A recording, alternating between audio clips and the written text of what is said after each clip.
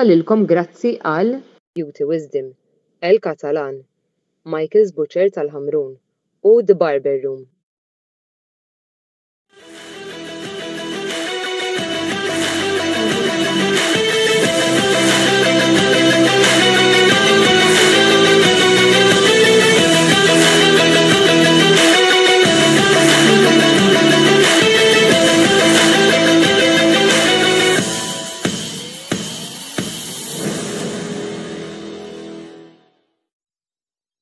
Bella jsalmilkom u jagħtikom merħba s-70 episodju mis-sensiela botta u risposta llum il-programm lura fuq il-tema prinċipali fuq il-futbol, preċiżament il-futbol lokali. Imma l-ewwel ħaġa merħba lil Roberto De Brincat, il-mistieden residenti. Roberto, nsellimlek. Sellimlek Antonello, nsellem il-mistednin li għandna magħna llum u dawk kollha tiseguna.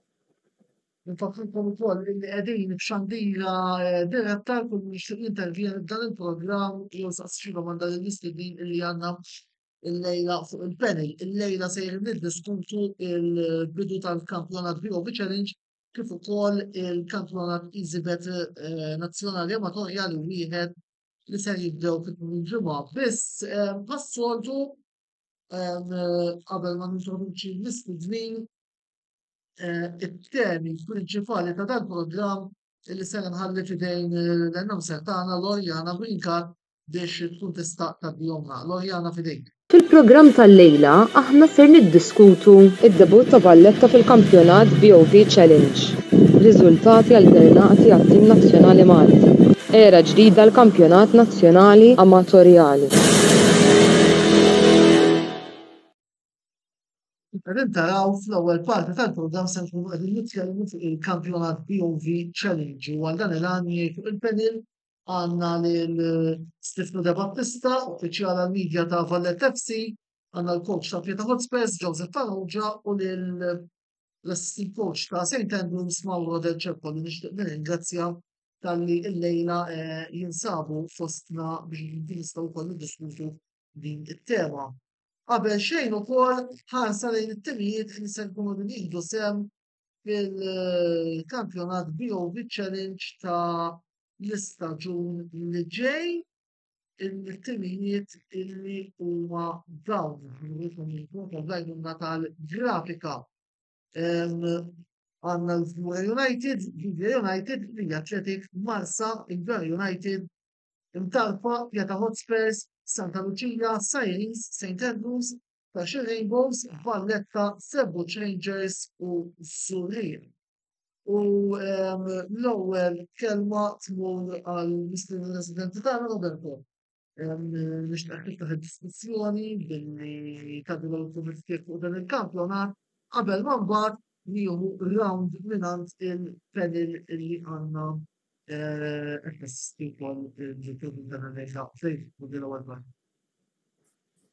naħseb bħal dejjem dal-kampjonat huwa wieħed interessanti u bilanċjat.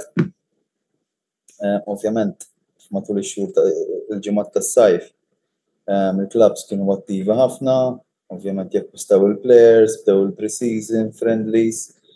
Ovvjament on paper naħseb li hija awtomatika li wieħed mit-timijiet favoriti għall-promozzjoni u għat-tim ta' Valletta. Ġifieri għat-tim ta' Valletta din hija l-ewwel darba qed jilagħbu f'dan il-livell. Ovvjament qed jirrepetu dak li għamlu Stima Wonders ftit tal-istaġun ilu u huwa perjodu wkoll ta' tranzizzjoni għall-klabb bħal Valletta. Ovvjament it-tim ta' Valletta ma jridux iħallu l-isem u l-istorja tagħhom jieħdu over l-andament tal-kampjonat għax ma jfissirx li xinti mill-belt ifisser li awtomatikament ħadd il-ħaqlan tal-istaġun. Tim ieħor li ovvjament qed jissemma fost l-isfidanti ewlenin huwa dak ta' Marsa li għamlu kampanja ta' trasferimenti ferm qawwija li wieħed biżżejjed isegwi l-Facebook page ta' dan il-klabb u dejjem jara xi transfer ġdid. Ovvjament it-timijiet l-oħra huma kollha interessanti, għandna s-Sirens ukoll, wieħed irid jara kif ħajkun l-andament tagħhom, swieqi ovvjament klabb għall-qalbi li naħseb li wasal il-moment li forsi jiċċellenġew bis-serjetà biex xi darba jollu l-asta u ovvjament jaslu fl-livell tal-futbol Malti. U hekk għandna żewġ klabs oħra, ġifieri il-Pjetà li kollha kemm aħna konxi tal-livell tal-organizzazzjoni li għandu dal-klabb ilu hekk snin u dejjem ħarġu players żgħażagħ interessanti ħafna. Għandna l-klabb ta' Luxol li huwa klabb simili għal dak tal-Pjetà wkoll li jraw hemm ħafna żgħażagħ. Ġifieri hemm taħlita ta' klabs li ġejjin minn partijiet differenti tal-pajjiż, ovvjament kull klabb għandu l-filosofija tiegħu u l-mod kif jaħdem. Però naħseb li ħajkun kampjonat interessanti anke Żgura United tal-ħabib tiegħi Silvan Gawċi li naf kemm jaħdem dedikazzjoni u għat-taħnijiet josserva players barranin sakemm iġibhom Malta.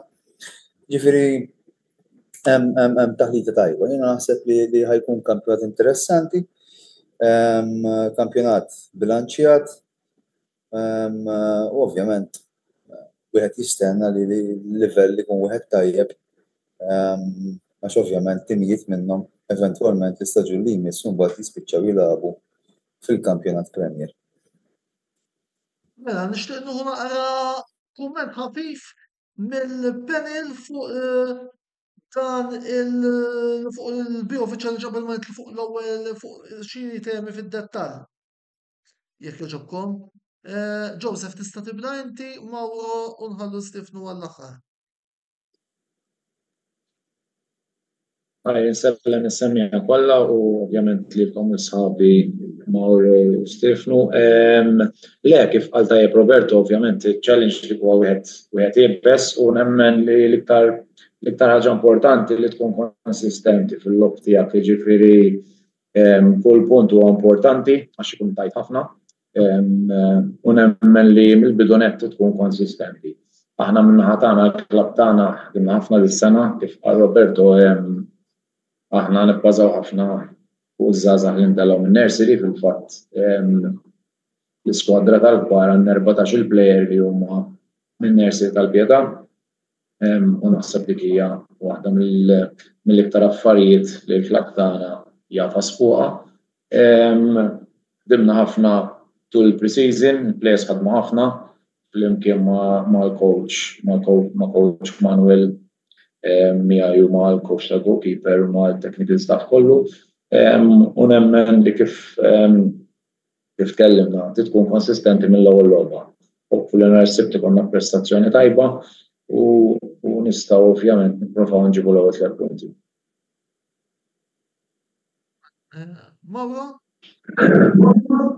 Nsellem lek Antonello, grazzi tal-istedina, nsellem isħabi hawnhekk fil-panel u lill-telespettatur li segwu dal-programm.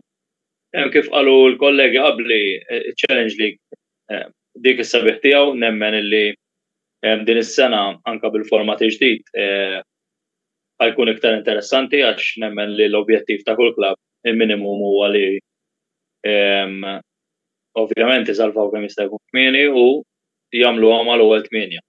Għax dik tkun salv żgur li tiġi mal-ewwel 8. Ġifieri għal daqstant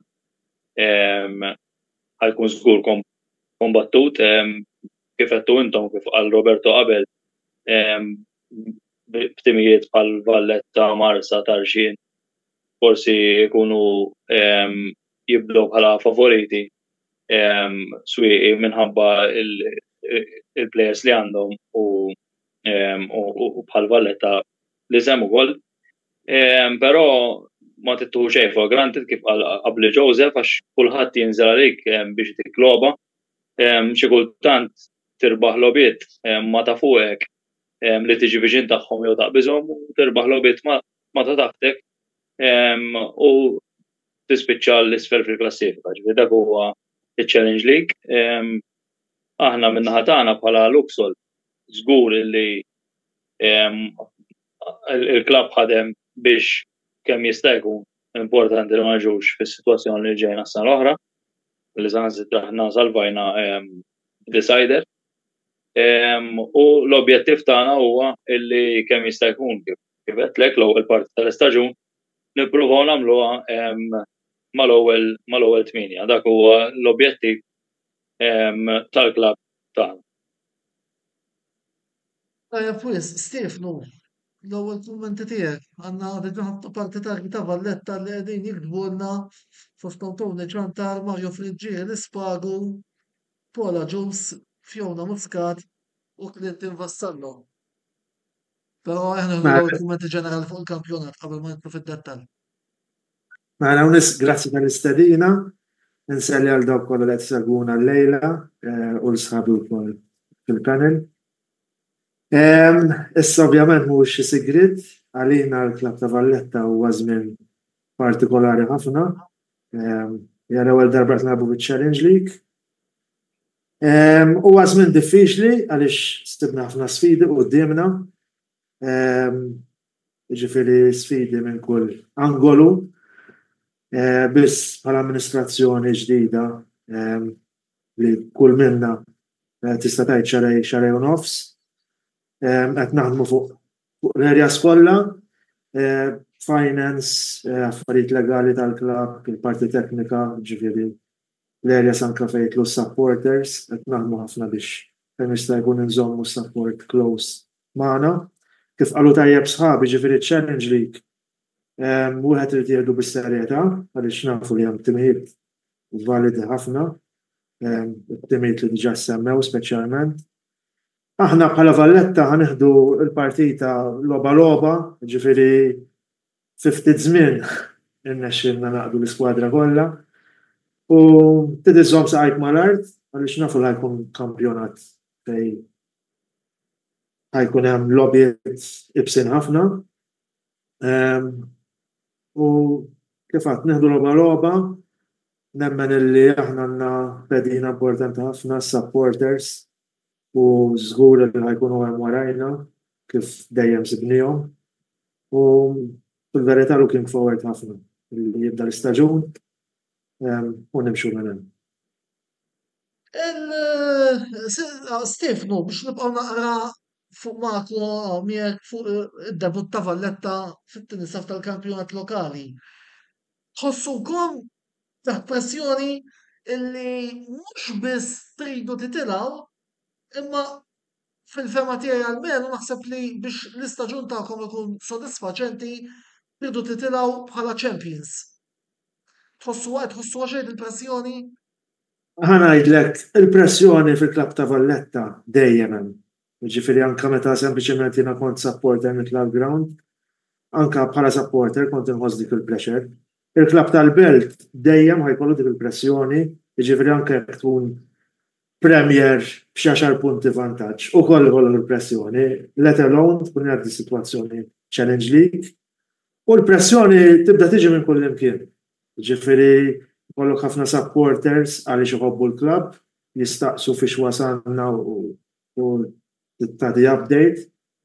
Il-pressjoni qiegħda hemm, tinħass, però kif għadlek, ġifieri bħala amministrazzjoni ġdida, il-kumitat kulħadd qed jifoka fuq l-erja tiegħu, għandna leadership tajba mill-President tagħna, ġifieri kuljum titgħallem affarijiet ġodda, għandna kumitat li jiltaqa' regolari, għandna ġifieri komunikazzjoni li tibda tista' tgħid mis-sitta ta' filgħodu għaddejja.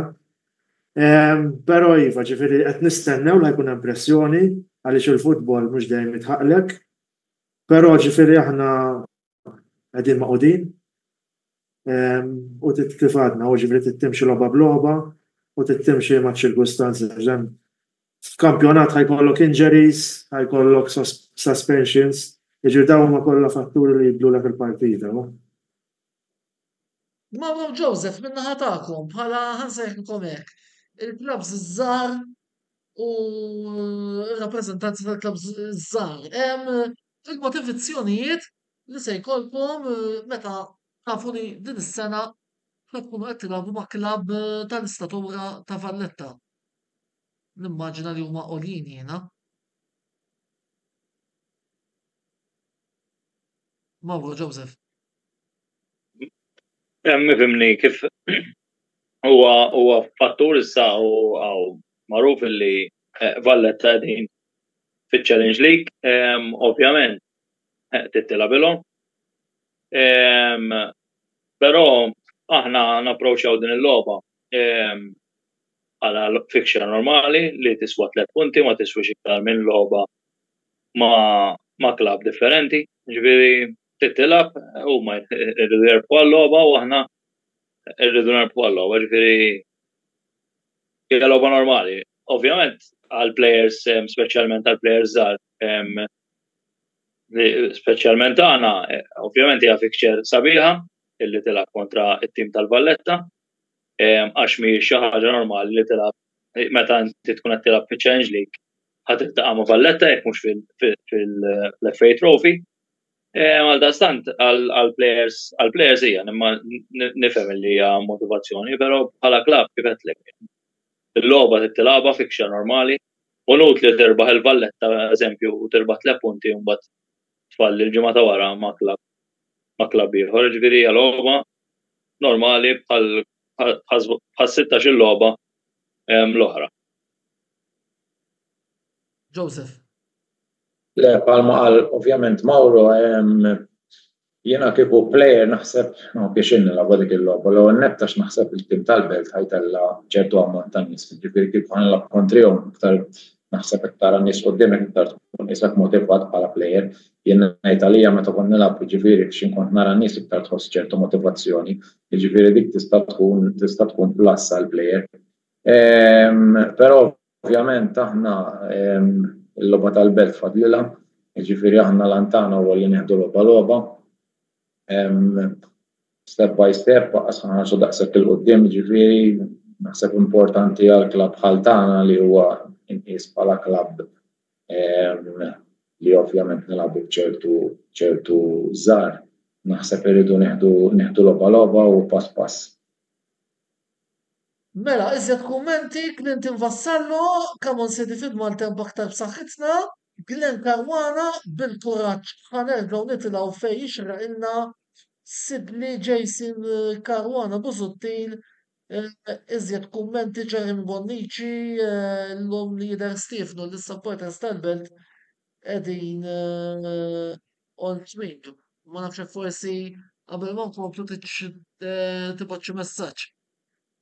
Fil-fatt, din il-ġimgħa propju l-erba' li għadda ħabbarna l-iskwadra kollha, kellna event uffiċjali tal-klabb fejn rajna ħafna supporters li ġew bil-ġarhom, hemmhekk tara l-qalb tas-supporters u kif qed tajt tajjeb inti ġifieri daw kienu magħna fl-aħħar logħba l-istaġun li għadda kontra Gudja, ġifieri kont supporter għadni dak iż-żmien, ma kontx fil-kumitat. Hemmhekk konna mlejna kważi s-sajt kollu u konna labna bit-tfal, niftakar, bil-miners, illi ftit ġranet oħra jkun qed jilagħbu l-ewwel logħba taċ-Champions League ukoll ġewwa Finland, li dak huwa tragward sabu wkoll għall-klabb. Però iva, supporters baqgħu magħna, kull attività li nagħmlu dejjem hemm u inkredibbli ġifieri minn ġej biex jgħin mill-lat finanzjarju, minn ġejn biex jgħin b'mod volontier. U naħseb dak jkun part importanti għalina. Jidher li speċjalment il-parti li għandna kontra Sirens nhar is-sibt li ġej ħajkun hemm stennija tajba, ġifieri hemm feedback tajjeb u qed nistennew li ħajkonna numru sabiħ ukoll ġewwa Stantina l-istadium ta' Għali. Li dik huwa importanti wkoll għal din l-iskwadra li tista' tgħid ġdida li l-formajnija fi żmien qasir minħabba challenges kollha li kellna, però irrid ngħid ukoll li kellna serja ta' friendlies li kellna wirijiet pożittivi ħafna u dik ukoll tik ukoll naqra kuraġġ iżżid biex inti tkun lest biex tibda l-istaġun ukoll. U rrid nirringrazzja wkoll it-technical staff u l-players li kienu magħna u jidhru li lesti biex dal-istaġun jitlu għalih. U jalla kif għad timur kollox tajjeb u nawguraw wkoll mhux lilna biss imma lit-timijiet kollha fl-aħħar mill-aħħar kull min iħobb il-futbol lokali jixraqlu li jidħol fl-istadium u jara kampjonat interessanti u sabiħ. Tar mill-aħħar. Futbol Malti jekk ixraqlu. Nitla naqfu l-format, qabel ma forsi nħalli naqra l-Roberto biex nsaqsi xi domandiju. Il-format tal-aqwa 8, d-darba għandna format tal-aqwa 8 promozzjoni u l-aħħar 8 relegazzjoni. Taħsbu li ser jkun wieħed ġust biex jiddetermina l-verditti finali fit-tmim dal-istaġun?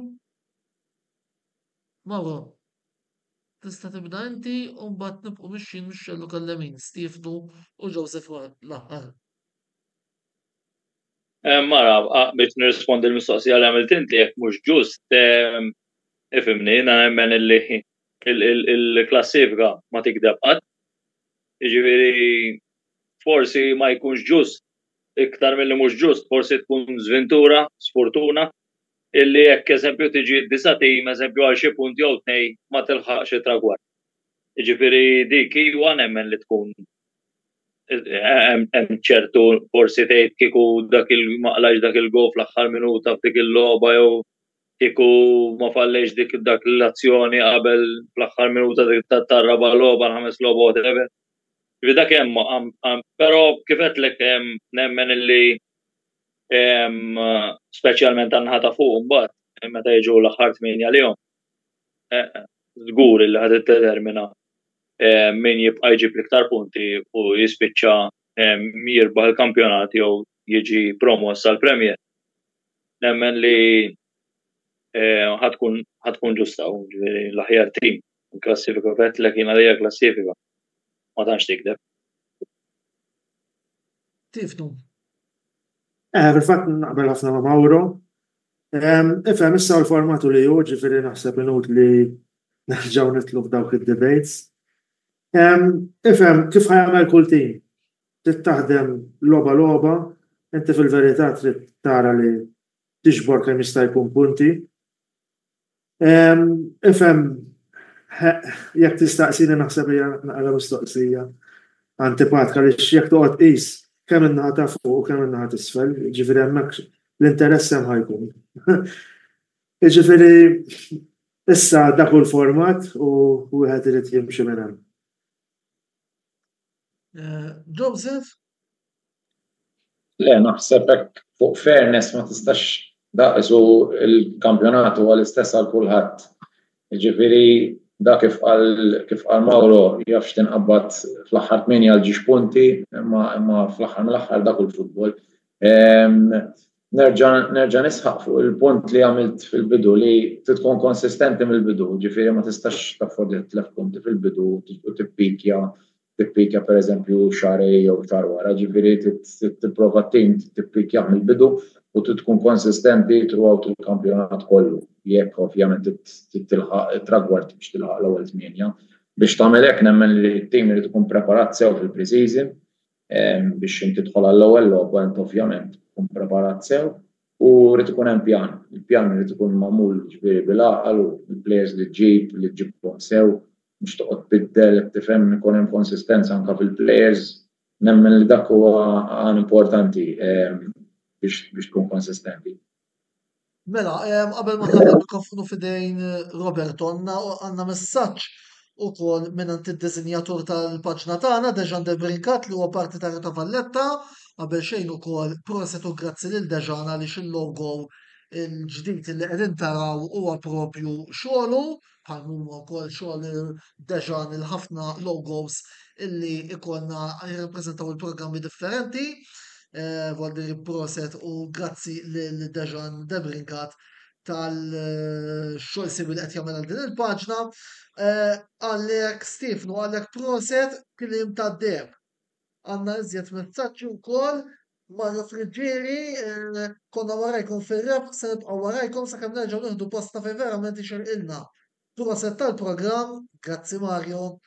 Kuraġġ Stefnu u Val Sit Speedy, Kuraġġ City nżommu saqajna mal-art. Roberto, forse għandek xi domanda inti minn ħadd qabel ma nkomplu? Jiena il-kumment li xtaqt ngħaddi jinvolvi ovvjament il-klabs kollha li jew preżenti anke l-klabs li ħejdu sehem fil-kampjonat, però ovvjament huwa aktar immirat lejn Stefnu peress li huwa parti mill-klabb ta' Valletta. issemmew ħafna l-fattur tal-partitari kemm Valletta għandhom ovvjament supporter base qawwija, eċċetera, eċċetera. U anke smajt il-kummenti ta' Silvi Joseph dwar l-stimolu li partita kontra Valletta b'dak l-ammont ta' partitari tista' tagħti lill-plejers. Però xtaqt ngħaddi kumment taż-żewġ naħat, jiġifieri fuq naħa ta' Valletta ma nafx imma jekk l-affarijiet imorru ħażin. Ma jaħsbux li l-pressjoni li diġà hemm għax ovvjament huma Valletta ħadd iżdied ħafna iktar u di kapaċi jkollha reperkussjonijiet diretti fuq l-iskwadra u fuq it-technical staff li ma ninsewx. Il-Belt min kien jitla għali, rajt ħafna midrabi, il-Belt dejjem kien ikollhom l-aqwa support. Ġifieri immaġina ħajkompetu fiċ-Challenge League. Ovvjament mhux ħannajt xaġa ġdida, ma ħafna mill-klabs li jkompetu fiċ-Challenge League laqqas ikollhom kwart tan-nies li l-immaġina li ħajkollhom Valletta. Ġifieri ħajkun hemm ċertu pressjoni li forsi wieħed ma jistennihiex, speċjalment lek l-affarijiet ma jibdew sejrin kif inhu maħsub u ma ninsewx iċ-Challenge League dak li qabel kien l-ewwel diviżjoni huwa league mill-aktar tricky. Ġifieri ma jfissirx li għax inti Valletta jew Slima Wonders jew Pieta Hospers allura jfisser li inti ħadd tkun pożittiv fiċ-ċert. Huwa kampjonat triki ħafna. Min-naħa l-oħra mbagħad anke mill-esperjenza tiegħi il-fatt li klabs bħalma semma Joseph bħal Pieta li jibbażaw ħafna fuq iż-żgħażagħ ma nafx jekk mentalment, psikoloġikament il-fatt li daw ħajlagħbu logħba kontra Valletta fejn ħeraw dak l-ammont ta' partitari li ovvjament ħajamlu minn kollox biex jintimidawhom u jaffettwaw il-wirja tagħhom, kapaċi tħalli effett kemm xejn negattiv fuqhom. Nifhem li hija stimolu, ġifieri huwa stimolu, però jien ġast biex nagħti eżempju meta kont nikkoċja swieqi fl-ewwel sena tal-klabb, niftakar kien hemm iż-Żejtun u n-Naxxar li kienu ż-żewġ main contenders għar-red tas-section. U ġifieri meta konna nlagħbu maż-Żejtun li daw kienu jippakjaw l-istent tas-centenary, ovvjament daw kollu intimidazzjoni l-players u l-players. Issa ovvjament dak iż-żmien konna nitkellmu third division sewwa, però peress li mhumiex ippreparati psikoloġikament għal dak it-tip ta' atmosfera, spiċċaw li kważi bdew jibżgħu jirċievu l-ballun. Allura il-fatt li jkunu players żgħażagħ naħseb li tista' taffettwa b'mod negattiv fuq il-wirja l-kemm plejer ikun juri x'jaf kontra tim bħal Belt, però kapaċi tħalli effett negattiv ukoll. Fil-fatt, punti ieħor li rridu nsemmu wkoll li ċ-Challenge League għall-inqas mill-informazzjoni li għandi jien, il-partiti ser jintlabu il-Victor Lesco Stadium u s-Centenary Stadium ta' Għali. Hemmhekk aħna ħanlabu ġo stadium fej il-supporters ħajkunu vera viċin tal-players. U din kienet ċaġa li anke semmit din il-ġimgħa biex aħna bħala supporters, ngħid aħna, għax jiena supporter ukoll, biex kemm jista' jkun is-supporters tal-klabb tagħna f'dan il-mument ngħinu lit-tim kuraġġ. Ovvjament ħajkollok partiti fejn ma jiġix kollox tajjeb kif għad l-ewwel.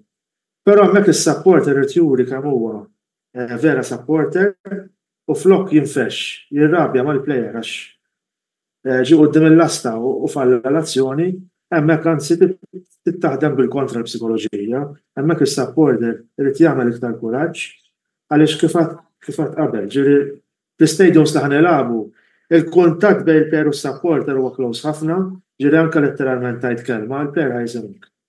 U aħna fl-aħħar mill-aħħar l-ewwel niżlu naraw futbol sabiħ. Allura inti bħala supporter ma tistax ittelfu il-plejer tiegħek stess. U anka l-opponents ukoll. Ġifieri hawnhekk nitlob u nwassal il-messaġġ tiegħi biex nuru anke rispett. Logħba tal-futbol sabiħa meta tkun qed tintlagħab bl-iktar mod sportiv, nieħdu pjaċir meta nerbħu, però jekk isir żbalji anke forsi arbitrali jew dal-affarijiet kif jiġru anke f'kompetizzjonijiet kbar internazzjonali. Nemmen li m'għandniex ninfexxu nitajru l-aħħar żbalji kulħadd u ejja is-supporters tagħna ninkoraġġihom biex jgħinu lill-players tagħna. U min-naħa l-oħra biex ma nippruvawx nagħmlu xi affarijiet li jmorru kontra r-regoli, speċjalment fejn l-opponents tagħna. Nuru dak ir-rispett kif jixraqlu l-futbol illum il-ġurnata. Jekk nista' ngħaddi kumment Antonello. Ija. Naqbel mal-kummenti tiegħek Stefnu ġifieri, però b'kull rispett lejk qed titkellem aktar mill-aspett teoretiku milli mill-aspett prattiku. Għalfejn. Huwa tajjeb li supporter ikun ta' appoġġ għall players anke f'mumenti diffiċli, però ħafna mid-drabi għall-inqas parti mit-tifożerija dejjem ħadd irribella. Dan narawhom fi klabs barra minn Malta, ġifieri mhux nitkellmu fuq il-belt biss, imma klabs barra minn Malta, setup professjonali, ġifieri isir barra minn Malta wkoll, ġifieri hawnhekk għandna nsieħ bil-interess li niftakar darba kienu ħarġu barra fi żmien Pellegrini barra San Siro bdew sejrin siamo la barzelletta d'Italja fi żmien Enrico, jekk kien niftakru tajjeb Antonello. Mort ħafna lura. Le, mort lura. Nagħti eżempju li huwa top notch. Biex ngħidu kollox dal-aħħar konna aħna la barzelletta d'Italja taħt Allegri, ma insomma biex inkunu għedna kollox. Ġifieri ħajkun hemm parti mit-tifożerija li ħadd tispiċċa tgħajjar il-players u dak tip ta' atteġġament. Min-naħa l-oħra li l-partitarji ma jintimidawx l-opponents dik naħseb hija xi ħaġa li qed nitolbu wisq. Ovvjament jekk il-partitarji ħajaraw li l-opponents qed jiġu intimidati u taffettwalhom il-wirja tagħhom iktar ħajamlu. Ovvjament għall-vantaġġ tal-klabb li jissapportjaw. Ġifieri hija xi ħaġa ferm diffiċli li ssir, però kieku jkun tajjeb, kieku jkun hemm dak tip ta' atteġġjament li ovvjament ħadd muqaddis u kulħadd jispiċċa jaġixxi bin-natura umana li ovvjament ġenna nagħmlu ċertu affarijiet sfortunatament. Mela, qabel ma nagħlqu din il-parti ta' dan il-programm, iżjed messaġġi Rajza Briffa fit-tajjeb u iktar fil-ħażin, Forza Valletta City, Eamon O'Neill, Bravo Stefnu, Mario Dalli, Kuraġġ. Naraw naqra Dylan Muscat, Come on White, ħaġukom nfakrukom nimxandi għadretta voldi il-messaġġi li qegħdin naqraw qegħdin joħorġu prattikament live. Natu naqra ħarsa lejn il-lobit li ser ikollna fit-tmiem il-ġimgħa. Għadna wkoll xi bidliet fuq il-lobit li ħajtlabu fil-Viktor Tedesco l-Ħamrun dan il-għaliex is-sibt fit-tlieta jiftħu l-kampjonat li Athletics u Pjata Hotspur fil-5 ikollna l-logħba Swieq United. Mbagħad fiċ-ċentenarju ta' Ali is-sibt fil-sitta ikollna l-logħba bejn Sarin Subralletta fit-8:30 f'Kura United St Andrews. Il-ħadd għandna fit-tlieta fil-Viktor Tedesco Stadium Imġar United Gudja United, fil-5:30 Sengli Athletic kontra Zebuċ Rangers, fil-sitta fiċ-ċentenarju Santa Lucia Marsa Tarxin Rainbows kontra Imtarfa l-aħħar logħba li tagħlaq il-programm ta' tmiem il-ġimgħa. Joseph, il-kampjonat se tiftħuh intom. Qisu. Mhux qisu hekk. Għandkom logħba li fuq il-karta tidher interessanti kontra li Athletic. Kummenti fuq din il-logħba. L-lum id-diskutajn ovvjament li nbidel il-ħin tal-logħba nlagħbu fit-tlieta. Le, kif għad fil-bidu ovvja u kull logħba fi-challenge league ma tistax tgħid għax ħatilab kontra tim jew ħatilab kontra tim ieħor. Jien nemmen li dan-lig huwa kombattut ħafna u kull tim huwa validu.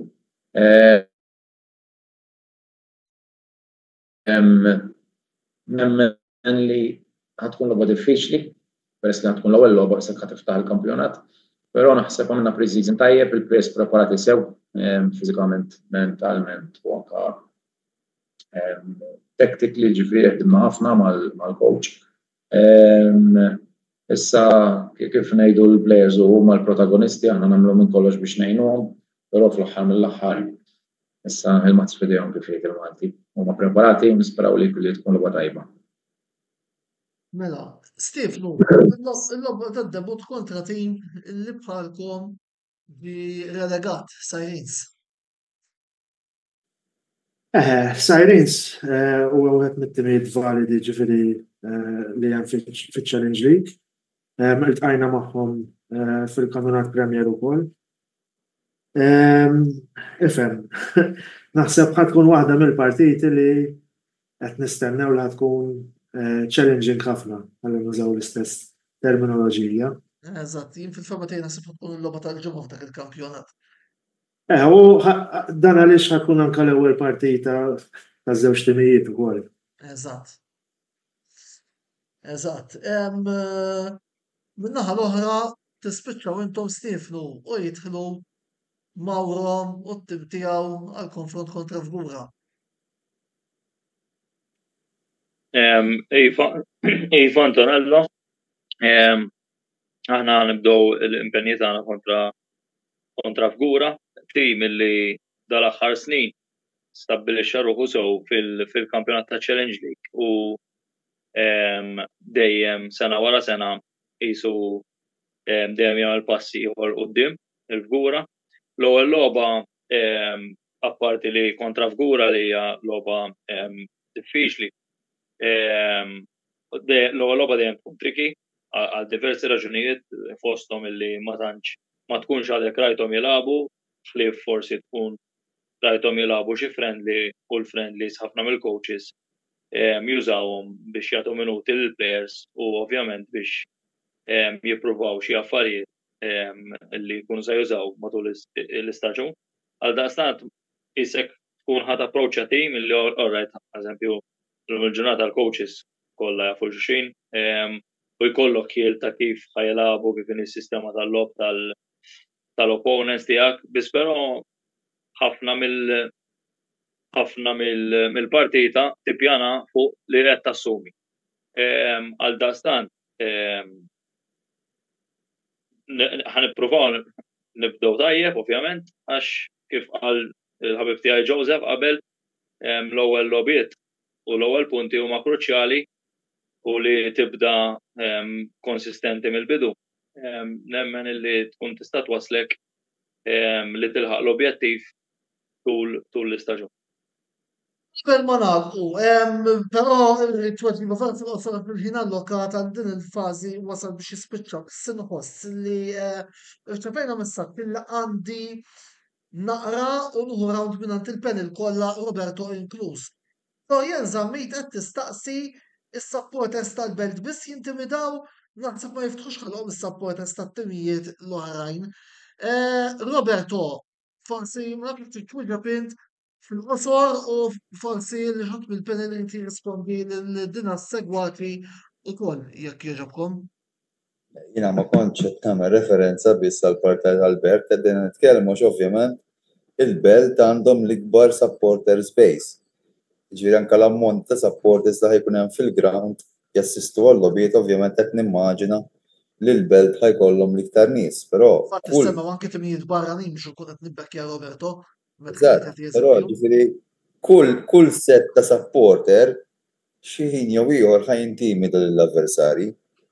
Issa jew biex jilagħbu ħażin, jew biex ikun hemm xi reazzjoni li kapaċi twassal għal xi karta ħamra. Dawn huma parti mill-logħba tal-futbol, ġifieri mhux għax il-Belt jiena la għandi kontra l-Belt, la għandi kontra l-Pjetà, la għandi kontra St. Andrews. Jiena as such supporter ta' ħadd, osservatur newtrali u mhux qed ngħid hekk jiġifieri biex immaqdar jew nikkritika lis-supporters tal-Belt laqgħa xejn. Fatt opinjoni ta' ħafna wkoll illi t-tim ta' Valletta huwa wieħed mill-aqwa fan bases illi hawn mhux l-aqwa fan base illi hawn Malta. Stefnu, forsi trid twieġeb lil din is-sinjura? Għax jidher id-domanda. Jiena bħala supporter ġifieri rajt minn kollox. F'ħajti ġifieri l-Istadium Nazzjonali se ġiet itiru gradi ċaqalqu tajjib. Ġifieri ma nixtieqx laqqas li niġġiew u noqgħod ngħid għax dawk kienu jgħidu jintimidaw da. Inti tittaħdem bil-kontra. Inti kemm jista' jkun tittaħdem biex iżomm is-supporters kemm jista' jkun kalmi ħanajtek f'sens ta' biex ma jintimidawx l-ebda plejer oppost. Apparti minn hekk, aħna nafu ġifieri għax bħala klab tal-Belt weħilna diversi multi fil-passat, ġifieri anke faithful support jew behavior ta' ċertu supporters. Ifhem, bħalissa l-aħħar ħaġa li għandna bżonn huwa li neħlu xi tip ta' multi fuq imġiba ħażina. Ġifieri għalhekk jien nitlaq mill-punt biex kemm jista' jkun nagħtu support lill-plejers tagħna x'aħna fl-aħħar mill-aħħar. Irridu mill-plejers tagħna. Issek il-plejers tagħna ħanejnuhom waqt id-design minuta. Probabbli il-plejer ħajkollu performance tajba. Issa jekk ovvjament mhux sintendi ħansibu opponents illi daw ħajrqulek l-ispazji kollha biex ma niskuljahomx.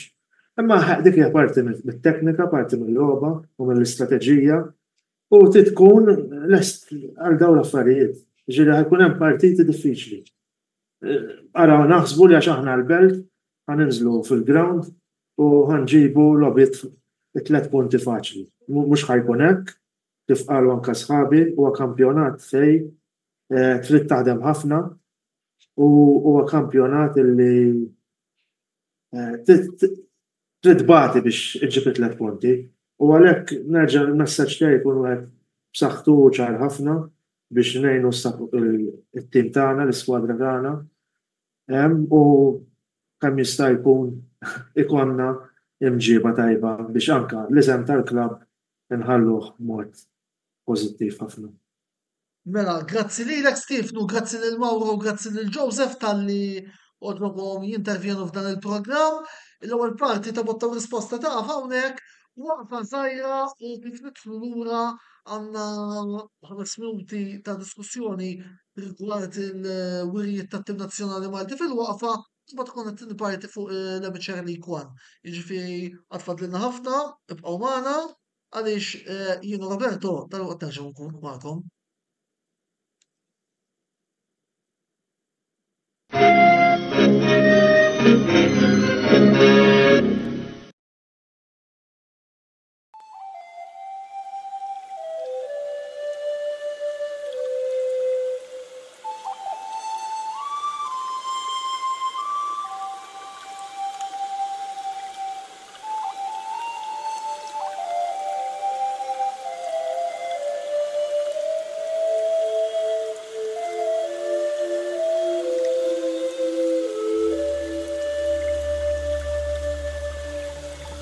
President tal-Kura għall-aħjar prodotti u servizzi ta' sburija. Żuru wkoll Nejsba Xawna fl-istess stabbiliment għall-aħjar servizz ta' trattament ta' dwiefer.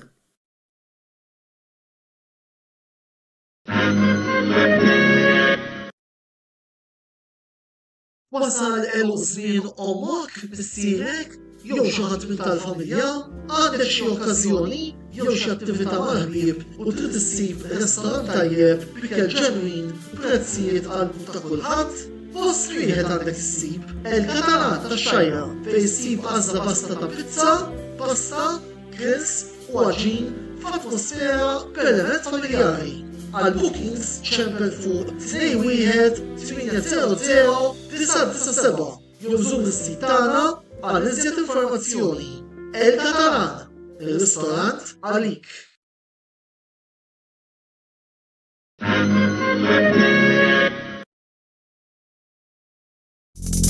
Għand Michael's Butcher tal-Ħamrun issibu l-laħam tal-aqwa kwalità b'prezzijiet raġonevoli. Nippreparaw ukoll homemade għal barbecues, festini u ikliet bħal burgers, braġoli, kebabs, laħam mimli, diversi kwalitajiet ta' salset u ħafna aktar. Ikollna wkoll fnik ta' Malta friski u laħam ta' żiemel. Żuru l-ħanut tagħna li jinsab f'Nisraħ is-7 ta' Ġunju 1919 fil-Ħamrun fejn kien hemm qabel il-ħanut tal-Women 2000 u taraw bajnejkom li hemm ħadd aqwa minn Michael's Butcher tal-Ħamrun. Għal iżjed informazzjoni, żuru l-paġna tagħna ta' Facebook u Michael's Butcher il-Ħamrun jew ċemplu 214 8651 jew 7904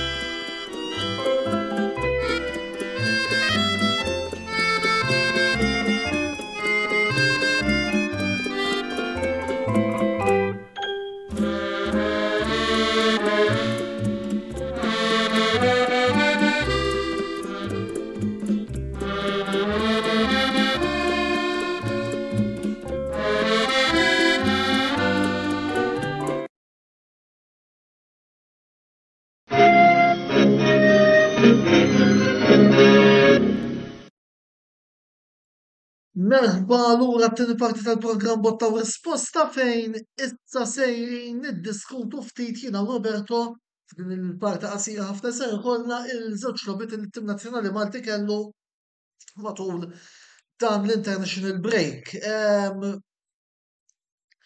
Fortuni tista' tgħid alterni għat-tim Malti kellna telfa fil-ferma tiegħi kemm xejn kera kontra l-Moldova 2-2 biss irnexxilna nirbħu kontra t-tim tal-Andorra rebħa illi tagħti iżjed tama u fiduċja lil-tamiet ħansejħilhom ta' promozzjoni illi t-tim nazzjonali Malti għandu għal dan l-UEFA Nations League. Bħalma għattinti Antonello, l-loba mal-Moldova kienet waħda disappuntanti għall-axħar, ġifiri naħseb li ovvjament il-wirja kienet mhux ħanejt diżastruża ma kienet negattiva ħafna. U riżultat kien meritat, ġifiri alright ma il-gows waslu bisfortuni, però fl-axħar mill-axħar il-Moldova naħseb kienu l-aħjar tim, ġifiri rebħu meritatament. Ovvjament, wara l-wirja mal-Moldova wieħed stenna reazzjoni minn plejers tat-tim nazzjonali din waslet. Ovvjament għalkemm forsi Andorra huma meqjusa bħala pajjiż żgħir, però l-ebda logħba mi faċli, ġifiri aktar u aktar meta tim bħalna jilab barra minn daru.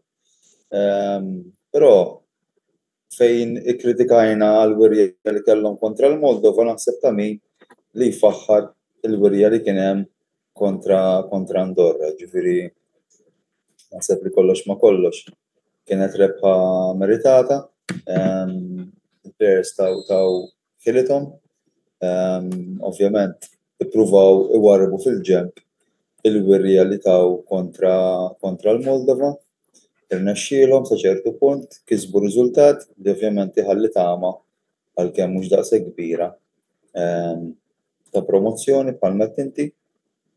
Però mingħajr ma trid wieħed ovvjament jikkumpara, ġifieri jikkumpara t-tim kif kien jilgħab taħt Davis Manja u l-mod kif qed jilgħab taħt dan il-coach. U naħseb li għalkemm inkiseb riżultat pożittiv xorta waħda hemm differenza enormi fil-mod kif it-tim jilgħab u l-wirjiet li ta' kemm ilu taħt it-tmexxija ta' dan il-coach. Ġifieri jiena naħseb li ħafna mid-drabi meta nitkellmu fuq il-futbol internazzjonali u xi klabb jiffirma xi coach ta' statura internazzjonali, ħafna mid-drabi dan nirreferu għalih bħala acquist ta' top player.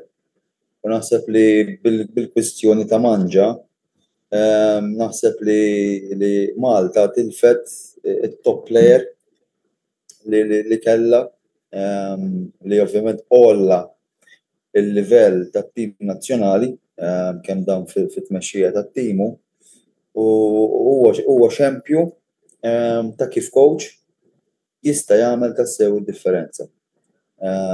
Ovvjament it-tim nazzjonali aħna nafu li l-għażla hija waħda ristretta, ġifieri ma nistgħux ngħidu isma' Manġa kellu nukleu ta' players u dal-coach issa għandu nukleu totalment differenti, ġifieri ma kienx hemm xi tibdil drastiku fl-iskwadra li utilizzaw iż-żewġ coaches. U naħseb li kienet sfortuna kbira li nħolqod il-kwistjoni li ovvjament ħadd minn barra l-MFA m'għandu d-dettalji preċiżi ta' jekk kien vera jew le, u nemmen li hija ħasra kbira x'nemmen li kieku Manġa baqa' fit-tmexxija tat-tim. Naħseb it-tim nazzjonali Malti kien ikompli jagħmel progress bħalma għamel fil-perjodu li kien fit-tmexxija Manġa. U naħseb li anke konna niksbu riżultati li kull Malti u kull Awċi kien ikun kburi bit-tim nazzjonali Malti wara ħafna u ħafna stennija. U fil-waqfa ta' Ottubru tista' tgħid għandna decider ta' qali li ġejjin il-Moldova. Jiena b'kull rispett, ġifieri naħseb li l-Moldova teknikament huma aħjar minnha, ġifieri ma naħsibx li tkun decider, ġifieri ovvjament jekk jirbħu lilna u għandhom il-promozzjoni ġewwa. Ovvjament jekk aħna nirbħu lilhom jiddependi mbagħad il-goal difference, ġifieri però naħseb li all in all jekk iridu nkunu realistiċi naħseb il-Moldova on paper huma nazzjonali aħjar minn tagħna. Jalla t-tim Malti jirbaħ, ġifieri biex ma niġix interpretat ħażin. Jiena nixtieq dejjem li t-tim Malti jirbaħ. Però naħseb li ħadkun logħba diffiċli ħafna, ġifieri pressjoni ħadkun fuqna, x'ovvjament aħna għandna bżonn nirrebħa, il-Moldova bidru ikunu kuntenti. Ġifieri naħseb li hawnhekk fejn ħanerġgħu mmur lura għal dak li tkellimt qabel. Naħseb li f'logħba bħal din kull Malti u kull Awċi li għandu qalbu t-tim nazzjonali għandu jattendi l-ground nazzjonali ta' qali u jagħti l-appoġġ tiegħu lill-plejers Maltin ħalli Alla jqumu għall-okkażjoni u jiksbu riżultat li ovvjament kapaċi jagħti sodisfazzjon lilna lkoll bħala nazzjon. U ovvjament jagħti iktar imbuttatura lejn iċ-ċans li t-tim Malti jikseb il-promozzjoni minn dan il-grupp tan-Nations League. Grazzi Roberto, mela mmorru għal waqfa ta' reklami, 3 minuti oħra u mbagħad kif tidħlu lura ikollna żewġ rappreżentanti minn żewġ klabs tal-Elizabeth kampjonat amatorjali, wieħed li magħhom sejrin niddiskutu wkoll dan il-kampjonat li wkoll se jibda nhar is-Sibt. Għaldaqstant, ibqgħu magħna għaliex dalwaqt nerġgħu nkunu magħkom.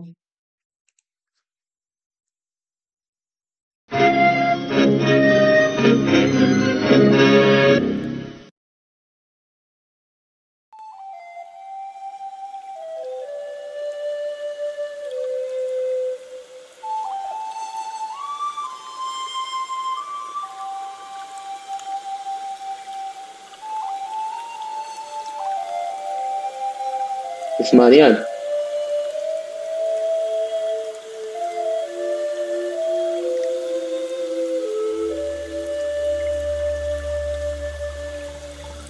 Wisdem tal-kura għall aħjar prodotti u servizzi ta' sburija. Żuru wkoll nejsba xewna fl-istess stabbiliment għall aħjar servizz ta' trattament ta' dwiefer.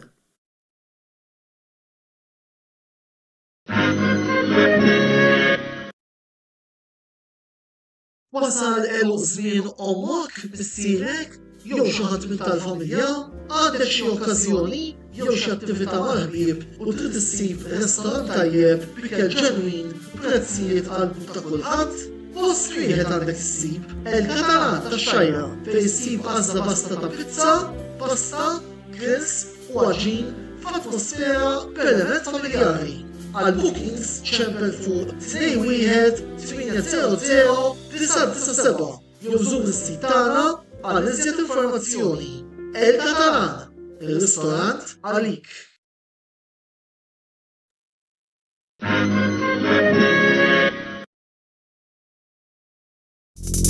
Għand Michael's Butcher tal-Ħamrun issibu l-laħam tal-aqwa kwalità b'prezzijiet raġonevoli. Nippreparaw ukoll homemade għal barbecues, festini u ikliet bħal burgers, braġoli, kebabs, laħam mimli, diversi kwalitajiet ta' salzett u ħafna aktar. Ikollna wkoll fnik ta' Malta, friski u laħam ta' żiemel.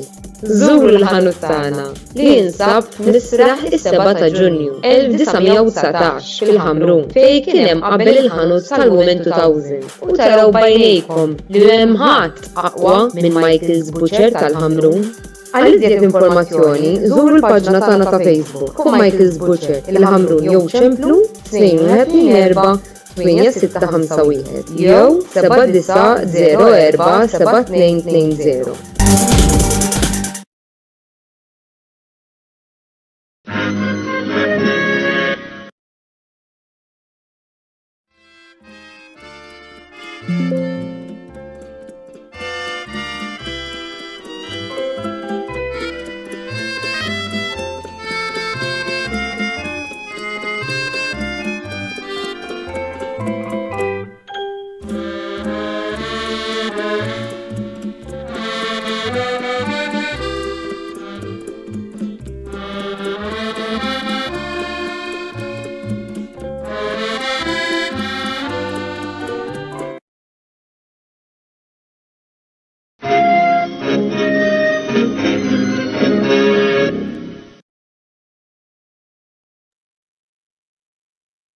Merħba lura t-tielet parti tal-programm Botta u Risposta fejn issa serin nitkellmu fuq l-Elizabeth National Amateur League 1 flimkien mal-coach ta' Randy Gotthard Conti kif ukoll ma' Tyrin Healy li ħajkun jirrappreżenta l-klabb ta' Marsa Scala. Sfortunatament ukoll stidinna klabb ieħor imma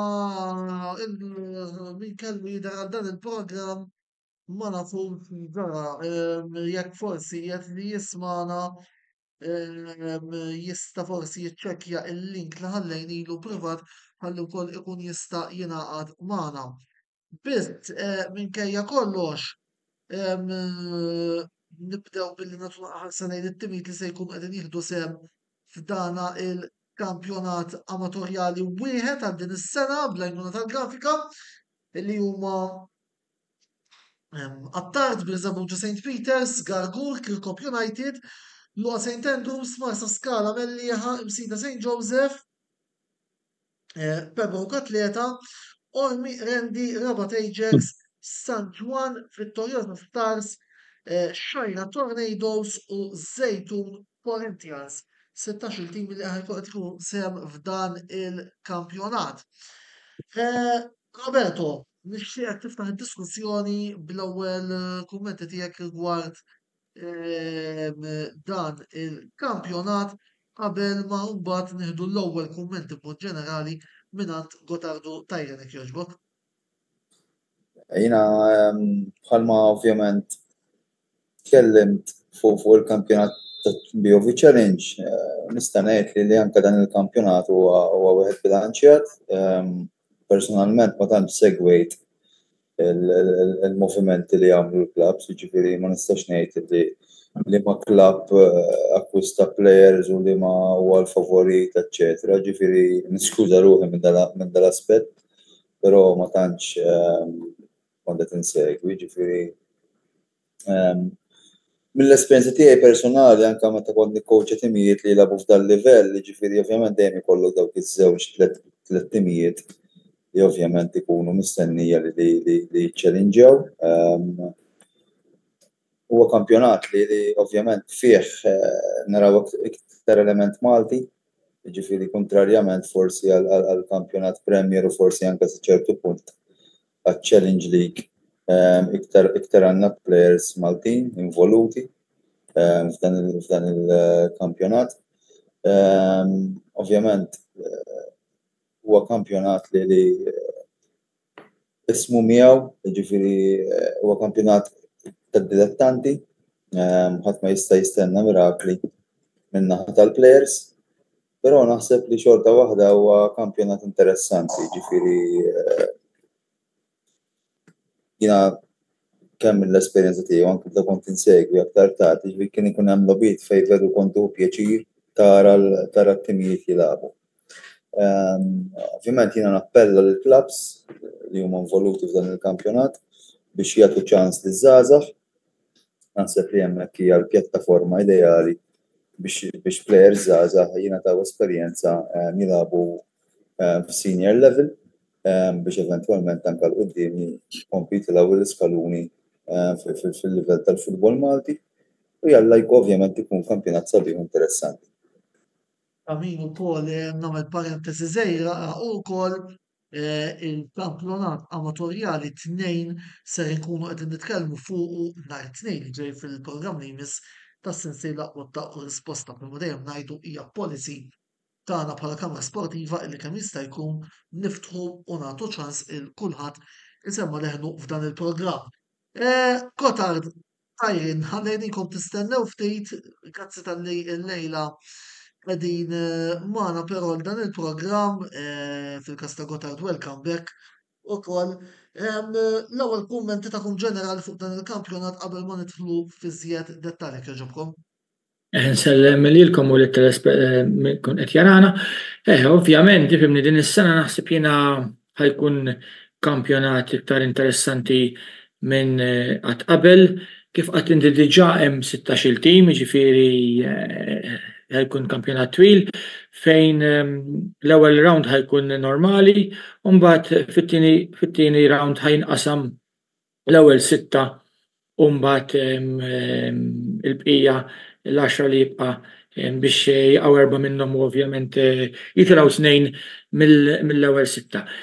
Din is-sena ħajkun challenging ħafna l-kampjonat għaliex ħafna timijiet għamlu wkoll akkwisti interessanti, jiġifieri hemm dawk is-sitt timijiet li ma tantx hemm differenza bejniethom għal min forsi segwa aktar timijiet bħal Birzebbuġa, Mellieħa, Xajra, Vittorjosa, San Ġwan, kollu ma timijiet anke ħattartu ħallu ġifieri biex ma ninsal ħadd kollha timijiet li ma tantx hemm differenza bejniethom u ovvjament jagħtu logħba il kulħadd u kif għadna ħajkun kampjonat interessanti ħafna. Fl-opinjoni tiegħi ħajkun din is-sena wieħed mill-aħjar kampjonati li qatt kien hemm bħala second division. Tajjeb. L-ewwel kummenti tiegħek. Titxel mikrofonu però.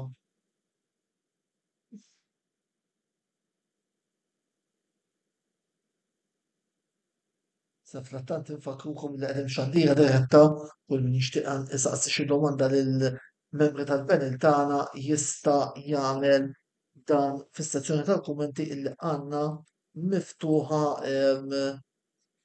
għalikom jidher li wkoll mela, Tajrin, trid tixel il-mikrofonu. Trid tixel il-mikrofonu.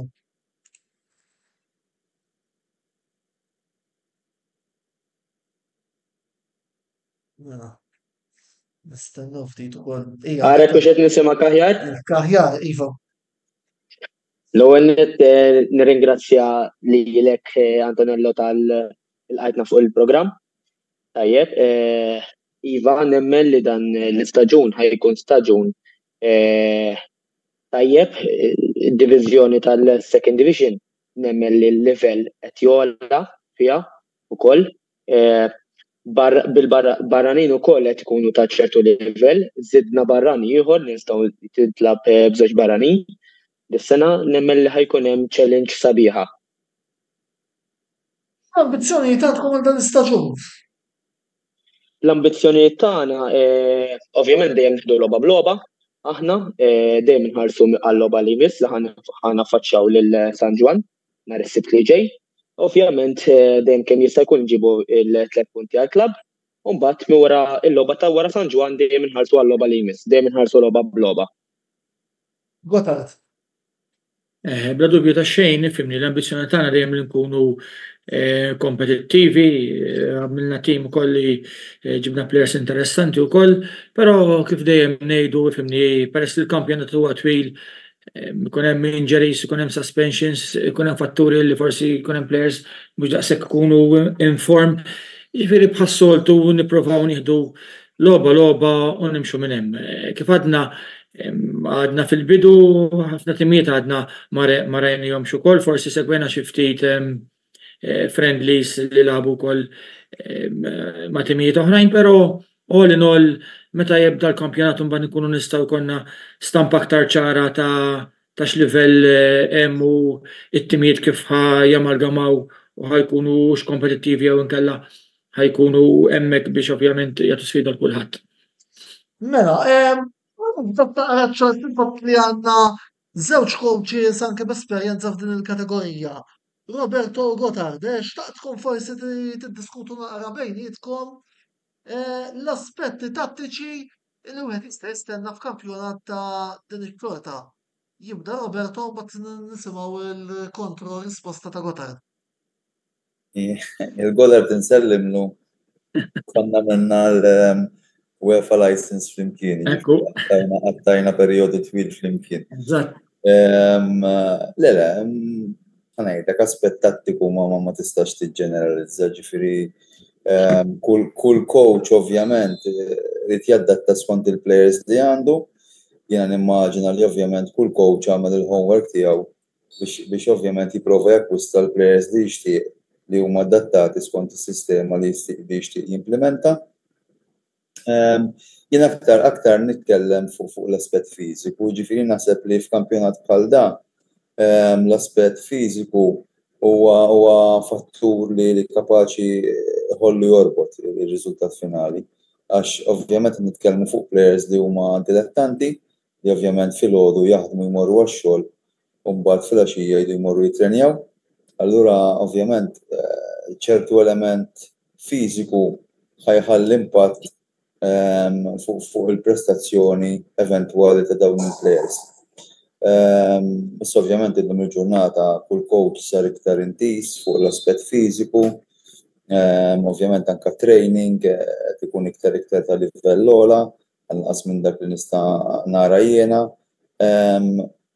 Ġifieri nimmaġina li l-players eventwalment ħajkunu preparati, mhux ħanejtek li ħajkunu preparati li ovvjament jilabu design minuta mingħajr ma jgħejjew, imma ovvjament ikunu preparati b'tali mod li ovvjament jagħtu l-aħjar tagħhom matul il-logħba. Ma ovvjament kif għedna, l-livell huwa wieħed dilettantistiku, ġifieri ħadd m'għandu jistenna mirakli fl-aħħar mill-aħħar. Però jekk jiet nitkellem fuq l-aspett tattiku, naħseb li ovvjament ħafna mill-timijiet jużaw sistemi moderni ta' logħb 4-2-3-1, back 3, ġifieri ovvjament jiddependi l-livell li hemm fit-tim ukoll. Ovvjament wieħed jadatta skont l-iskwadra li għandu d-dispożizzjoni tiegħu. Ekku, naqbel ma' Roberto, ħafna timijiet da żmien huma ppreparati wkoll, sistemi kulħadd juża s-sistema tattika li bena it-tim fuqu. Ħafna coaches illum huma wkoll aware ta' dawn l-affarijiet u ovvjament jaħdmu aktar mill-lat tattiku aktar minn qatt qabel u kif għadna mbagħad fl-aħħar mill-aħħar il-players dejjem huma l-protagonisti għalkemm nitkellem min-naħa tagħna dejjem mippreparajna tajjeb kemm mill-lat fiżiku, kemm mill-lat tattiku għamilna preparamenti tajbin ħafna u kuntent ħafna bit-tim tagħna li s'issa ġifieri dejjem wara li qiegħed maqut u qed jixbed ħabel wieħed ġifieri anke fit-training u hekk dejjem kompatti u ġifieri fis-sens tattiku, fiżiku ma stajniex inkunu aħjar. U ovvjament nippreparaw logħba dejjem ovvjament niffukaw fuq l-objettiv tagħna fis-sens tattiku qed nitkellmu li ovvjament nilagħbu l-logħba tagħna u naraw ukoll l-avversarju wkoll biex xi ftit jew wisq tittadatta wkoll għal ċerta ċirkostanzi. Però kif qed ngħidu da żmien tipprepara ruħek għal kull sitwazzjoni, ġifieri qabel il-logħba anke tara forsi xi ftit affarijiet fuq it-tim oppost ukoll biex tara naqra s-saħħa u l-inqas saħħa tat-tim oppost ovvjament kif qatt qabel timxi minn hemmhekk. Mela, tajjin, kemm taħseb li dan il-kampjonat u l-format eventwali illi se jkun dan l-istaġun jista' jgħin biex jiġu introdotti aktar players żgħażagħ illi jistgħu anke jagħmluha f'livelli ogħla fil-futur? Nemmen li ovvjament kif semmejt l-ewwel il-barranin ħajkunu jistgħu jgħinu wkoll għax ħajkunu ċertu livell u ħajjgħinu l-Maltin li qegħdin jilagħbu fil-pitch. Barra minn hekk ħajkun hemm fuq 28 games, allura iċ-ċans nemmen li ħajasal għal kulħadd. U dak li jkun meta jiġi ċans tiegħu irid jieħdu u ovvjament juri li hemm postu fit-tim. U dejjem ovvjament dejjem mit-training il-qudiem dejjem ovvjament dejjem jibqa' jimprovja. Roberto, ma nafx għandek forsi xi domanda għall-panel.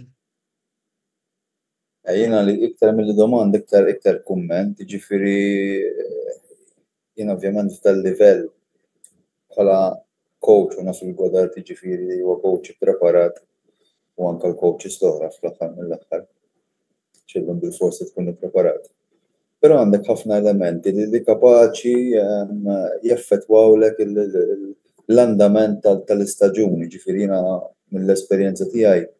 Ovvjament tibda l-istaġun bi skwadra, mbagħad matul l-istaġun jibdew ġejjin ċertu problemi minn forsi ħabba commitments ta' xogħol, minn ħabba commitments familjari, allura tibda tara li naqqas mill-attendenza tiegħu, allura ma tistax tilagħbu, titterġa' tirrevedi l-pjan tiegħek. Ġifieri jiena dak tip ta' kampjonat u ovvjament il-livell tal-players li hemm fih. Naħseb huwa kampjonat ideali għal coach jekk irid jitrawwem ovvjament għall-karriera tiegħu. Għax id-diffikultajiet kollha li għandek anke pereżempju diffikultà ta' spazju biex titrenja. Hemm clubs li laqas għandhom il-pitch tagħhom allura jdu jikru. Diffikultà ta' equipment. Mhux l-ewwel darba li pereżempju tmur għal sessjoni ta' taħriġ u ssib ma' wiċċek 5 jew 6 players biss. Hemmhekk inti bħala coach ovvjament tirrevedi il-session li tkun ippjanajt, tittoħloq waħda dak il-ħin inti għall-ammont ta' players li ġew. Jiġifieri jiena naħseb li dak tip ta' kampjonat huwa ideali biex bniedem li ovvjament jixtieq li jkollu karriera ta' coach fil-futbol jitrawwem mhux ovvjament jekk inti kapaċi taħdem f'sitwazzjoni daqstant diffikultużi, aħseb wara kemm ħadd tkun kapaċi taħdem f'sitwazzjoni fejn għandek dak kollu li tkun timmaġina biex ovvjament taqdi dmirek tajjeb. Però fl-aħħar mill-aħħar naħseb jiena dak tip ta' kampjonat minn barra l-aspett kompetittiv naħseb għandhom iservu kif qed l-ewwel biex jippromuovu t-talent lokali. Ġifieri minn hawnhekk nappella anke lill-clubs tal-Premier u forsi anke taċ-Challenge League li għandhom żgħażagħ li ma jagħmluhiex mal-iskwadra tagħhom biex jagħtu ċans lil dawn iż-żgħażagħ li jmorru ma' clubs li jilagħbu fl-Amateur League biex ovvjament jingħataw esperjenza mal-ewwel tim għax sfortunatament alla volja plejer ma jkunx fil-pjanijiet tal-klabb, jiġifieri m'għandu ċans laqqas biss jagħmilha bil-qiegħda se kollha kemm ħejlab mal-ewwel 11 li xorta meta klabb tal-Amateur japproċċja l-klabb tal-Premier biex jingħata b'self. Dawn il-plejers ovvjament jieħdu element ta' spejjeż, ta' flus u jekk ma tħallas tal-ammont ma ntulekx, nħalluh bil-qiegħda ma jimpurtax. U dawn huma affarijiet li ma jagħmlux ġieħ la lill-klabb, la lill-plejer u iżjed lill-futbol Malti. Eżattament. U biex nagħlqu forsi messaġġ finali minn tajjeb u Godard il-partitarji tagħhom illi lejla qegħdin insegwu l-programm tagħna. Eżatt, jiena ovvjament nappella lil-nies qrib il-tim ta' Rendi biex ovvjament jagħtu s-support tagħhom, ovvjament diġà kien hemm ukoll anke fil-friendlies minn nies li ovvjament diġà urew l-interess u s-support u ppruvaw jimmotivaw it-tim u ovvjament is-supporters huma importanti għaliex jagħtu kif għadna stimolu kbir lill-Benjamini tagħhom sabiex jimmotivawhom u jkunu jistgħu jilagħbu futbol isbaħ. Għalma qal sewa Godard, ovvjament is-supporters huma ta' għajnuna għal-players li jkunu din jilagħbu fil-pitch u anke li ma jkunux din jilagħbu għax wara kollox meta inti jiena li nkun qed nisma' ġol ground qed nisma' xi ħadd jgħid hemmhekk jimmotivani iktar biex nagħti l-almu tiegħi. Huma ta' għajnuna ħafna għall-klabb ukoll. Eżattament. is-supporters, ovvjament kulħadd jaf li huma t-12 il-bniedem ukoll fil-ground. Mela, grazzi lill-panel tal-lejla u ġobhom jidhru fil-programm tagħna. Grazzi wkoll tmur l-sponsors li huma il-Katalan, Michael's Butcher, Beauty Wisdom u The Barber, u nħeġġukom biex tużaw is-servizzi ta' dawn il-sinjuri għaliex indirettament ukoll tkunu qegħdin tgħinu l-kamra sportiva tkompli ttella diversi kontenut minn ħin għal ieħor. Infakarkom ukoll li dan il-programm daqs nofsijat l-kwart jum jkun disponibbli fuq il-YouTube channel tagħna, għal daqstant tinsew tidħlu, taf subscribe ħalli ma titilfux xejn mill-kontenut kollu illi noħorġu minn ħin għal ieħor fuq dan il-YouTube channel. Botta u risposta jirritorna nhar it-tnejn li ġej bit-temi maħsuba li jiġu diskussi, ovvjament nittamaw li kulħadd jaċċetta l-istedina tagħna huma Tottenham Arsenal mill-Premier League Ingliż u t-tieni kampjonat amatorjali illi ħajbda wkoll fit-tmiem il-ġimgħa li ġej. Biss minkejja dan jiena lili jekk ma jinqalaq fej tarawni nhar il-ħadd wara il-Grand Prix tal-Azerbajġan jekk tippermettu li dejjem bit-tama illi ma tarawni naqra aktar bid-daħqa mhux wara xi telli oħra mormija mit-tim li nżommija u jiena t-tim tal-McLaren. Imma fuq hekk naraw nhar il-ħadd li ġej. Sakemm nerġgħu niltaqgħu botta u risposta tnejn u l-ħadd wara nofsinhar wara t-tellieqa il-Grand Prix tal-Azerbajġan, Antonello Bela u Roberto De Brincar ma tfadlilhom xejn li jirringrazzjawkom tal-lejla kontu magħna. Nawguralkom il-lejl tajjeb.